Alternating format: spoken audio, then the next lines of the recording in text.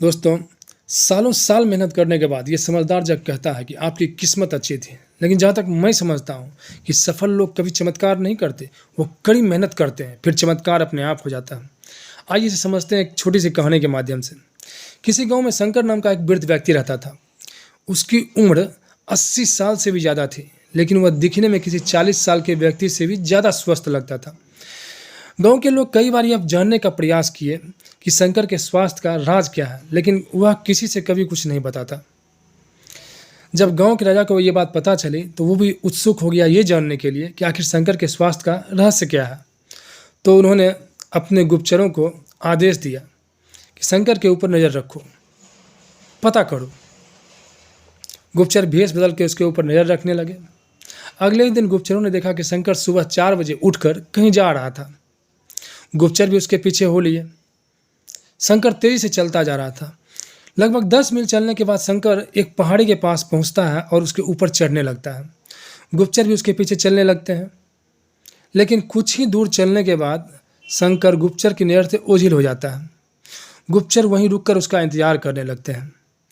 थोड़ी ही देर बाद शंकर लौटता है तो गुप्तचरों ने देखा कि शंकर के हाथ की मुट्ठी में कुछ छोटे छोटे फल हैं, जिसे वह खाता हुआ तेजी से चलता जा रहा था।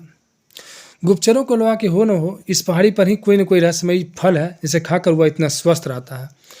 गुप्तचर राजा के पास पहुंचते हैं और राजा को सारी बात से अवगत कराता है।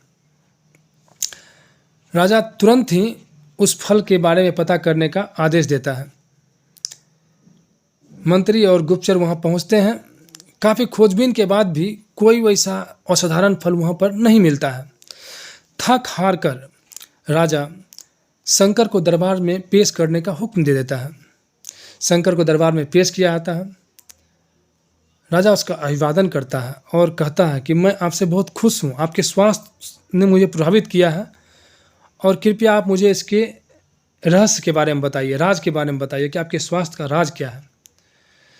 शंकर कहता है थोड़ी देर सोचने के बाद कि मैं रोज़ पहाड़ी पर जाता हूँ और वहाँ एक रहस्यमयी फल खाता हूँ, वही मेरे सेहत का रहस्य है। तो राजा ने कहा ठीक है, मुझे भी वहाँ ले चलो और मैं भी उस रहस्यमयी फल को देखना चाहता हूँ। सभी लोग उस पहाड़ी की तरफ चल दिए। वहाँ पहुँचकर शंकर राजा को एक बैर के पेड़ के पास ले जाता है और कहता है, उसके फल को दिखाते हुए कहता है कि महाराज यही वो फल है जिसे मैं रोज़ खाता हूँ। राजा क्रोधित होते हुए कहता है कि तुम मुझे मूर्ख समझते हो, ये तो बैर का फल है और इसे तो रोज़ हजारों लोग खाते हैं, तो फिर सभी तुम्हारी तरह सेहतमंद क्यों नहीं है। तो शंकर बड़ी नम्रता से कहता है, महाराज सभी लोग जो खाते हैं वो बैर का फल होता है, लेकिन मैं जो खाता हूँ वो सिर्फ बैर का फल नहीं होता, वो मेरे मेहनत का भी फल होता है। इसे खाने के लिए मैं रोज़ 10 मील पैदल चलता हूँ।